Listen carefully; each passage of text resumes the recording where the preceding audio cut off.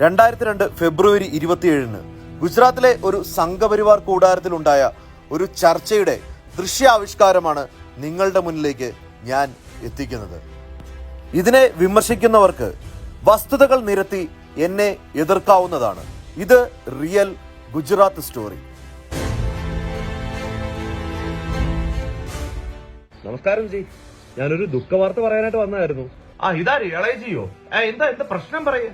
നമ്മുടെ അയോധ്യയിൽ നിന്നിട്ട് സ്വാമിമാരെല്ലാം കൂടെ തിരിച്ചു വന്നുകൊണ്ടിരുന്ന സബർമതി എക്സ്പ്രസ് ട്രെയിന് നമ്മുടെ ഗോദ്ര റെയിൽവേ സ്റ്റേഷൻ അങ്ങോട്ട് കഴിഞ്ഞ ഉടനെ തന്നെ തീപിടുത്തത്തില് ഒരു 59 സ്വാമിമാര് മരണപ്പെട്ടു എന്നാണ് അറിയാൻ കഴിഞ്ഞത്.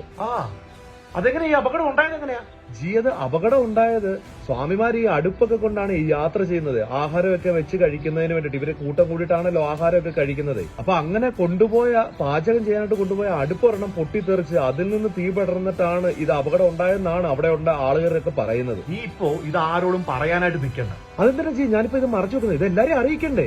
നമ്മളുടെ സ്വാമിമാരല്ലേ മരണപ്പെട്ടിരിക്കുന്നത്. ഇത് ഇങ്ങനെയാണ് അപകടം ഉണ്ടായെന്ന് അറിഞ്ഞു കഴിഞ്ഞാല് നമുക്ക് ഇതിനകത്തൊരു കളി കളിക്കാൻ പറ്റത്തില്ല. നമുക്ക് ഇത് വെച്ചൊരു കളി കളിക്കാം. അതായത് നമ്മളിപ്പോ കുറച്ച് നാളുകളായിട്ട് ഈ കോൺഗ്രസുകാർക്കെതിരെ പല കാര്യങ്ങളും പറഞ്ഞിട്ട് നമുക്ക് ഇവർക്കെതിരെ ജയിക്കാനായിട്ട് സാധിക്കുന്നില്ലല്ലോ. നമുക്ക് ഇത് വെച്ചൊരു കളി കളിക്കാം. ഇപ്പോഴാണെന്നുണ്ടെങ്കിൽ ഈ അടുത്ത കാലത്ത് മുസ്ലിങ്ങളും ഹിന്ദുക്കളും തമ്മിൽ ചെറിയ പ്രശ്നങ്ങളൊക്കെ നമ്മൾ ഇങ്ങനെ ഉണ്ടാക്കിക്കൊണ്ട് വരുമല്ലേ.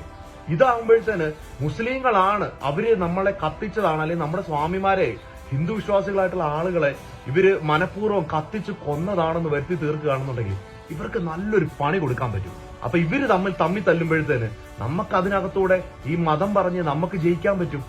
എങ്ങനെയുണ്ട് എന്റെ ഐഡിയ? അത് കൊള്ളാം കേട്ടോ, അത് നല്ലൊരു ഐഡിയയാണ്. പക്ഷെ ഇതിന് കുറച്ച് സാക്ഷികളും കാര്യങ്ങളും എല്ലാരും വേണ്ടേ? എങ്കിലല്ലേ നമുക്കിത് മറ്റുള്ളവരെ പറഞ്ഞ് വിശ്വസിപ്പിക്കാൻ പറ്റത്തുള്ളൂ. അതാണ് ഞാൻ പറഞ്ഞത്. എല്ലാവരും കൂടെ സംസാരിച്ച് ഇതിനെ നല്ല രീതിയിൽ അങ്ങോട്ട് എക്സിക്യൂട്ട് ചെയ്യുകയാണെന്നുണ്ടെങ്കിൽ നല്ലൊരു കലാപം ഉണ്ടാക്കി ഇവന്മാരി കുറെ എണ്ണത്തിന് അങ്ങ് തട്ടുകയും ചെയ്യാം. നമ്മളല്ലേ ഭരിക്കുന്നത്, നമുക്കെന്താ നോക്കാനുള്ളേ? ബാക്കിയുള്ള കാര്യങ്ങളൊക്കെ നമ്മൾ അത് പ്ലാൻ ചെയ്തങ്ങ് സെറ്റ് ചെയ്താൽ മതി. അത് ശരിയാ. നമ്മുടെ ആളുകൾ റെയിൽവേ സ്റ്റേഷനിലുണ്ടല്ലോ അല്ലേ. അപ്പൊ ഇവര് തമ്മിലൊരു പ്രശ്നം ഉണ്ടായെന്ന് പറഞ്ഞു കഴിഞ്ഞാൽ പിന്നെ നമ്മുടെ ഗവൺമെന്റ് ആണല്ലോ. അപ്പൊ അവര് ഒരു അന്വേഷണ കമ്മീഷനൊക്കെ വെച്ച് കഴിഞ്ഞാല് നമ്മളുടേതായിട്ടുള്ള കാര്യങ്ങൾ നടക്കുമല്ലോ അല്ലേ. കോൺഗ്രസുകാരെ നമ്മൾ ഇത്രയോളം കുറ്റം പറഞ്ഞിട്ടും നമുക്കൊന്നും ഏക്കുന്നില്ല. ഇതാകുമ്പോഴത്തേന് കറക്റ്റ് സമയമാണ്. നമുക്ക് നമ്മുടെ മതത്തിന്റെ പേര് പറഞ്ഞ് ആളുകളെ തമ്മിലടിപ്പിച്ച് നമ്മുടെ മറ്റേ പരിപാടി ഉണ്ടല്ലോ ജി, മറ്റേ ആടുകളെ തമ്മിൽ കൂട്ടിയിടിപ്പിച്ചിട്ട് ചോര കുടിക്കാന്നൊക്കെ നമ്മുടെ ആ കഥ ഞാനും കേട്ടിട്ടുണ്ട് ജി. എന്നാൽ ഇത് കൊള്ളാം, നമുക്ക് ഇത് വർക്കൗട്ട് ചെയ്യാം. ഇനി വരുന്ന തെരഞ്ഞെടുപ്പിലൊക്കെ വേറെ ഒന്നും നോക്കണ്ട, നമ്മൾ ജയിച്ചിരിക്കണം. അതിന് നമുക്ക് ഏറ്റവും നല്ല മാർഗം എന്ന് പറയുന്നത് ഇങ്ങനെ തല്ലിപ്പിച്ചിട്ട് ഇവന്മാരുടെ പേരില് കുറെ പൊട്ടന്മാരായിട്ടുള്ള കുറെ അണികൾ ഹിന്ദുക്കളുണ്ട്, വിശ്വാസികളാണെന്ന് പറഞ്ഞു നടക്കുന്ന കുറെ പൊട്ടന്മാരുണ്ട്. വിദ്യാഭ്യാസവും ഇല്ല, വിവരവും ഇല്ല. ഇവനൊക്കെ നമ്മൾ എന്ത് പറയുന്നു അതേ കേൾക്കത്തുള്ളൂ. അതുകൊണ്ട് നമുക്ക് ഇതിനെ അങ്ങോട്ട് നടത്താം. എങ്ങനെയുണ്ട് പരിപാടി? ഇതിന് നമ്മൾ വിജയിക്കുന്ന എനിക്കും തോന്നുന്നത്.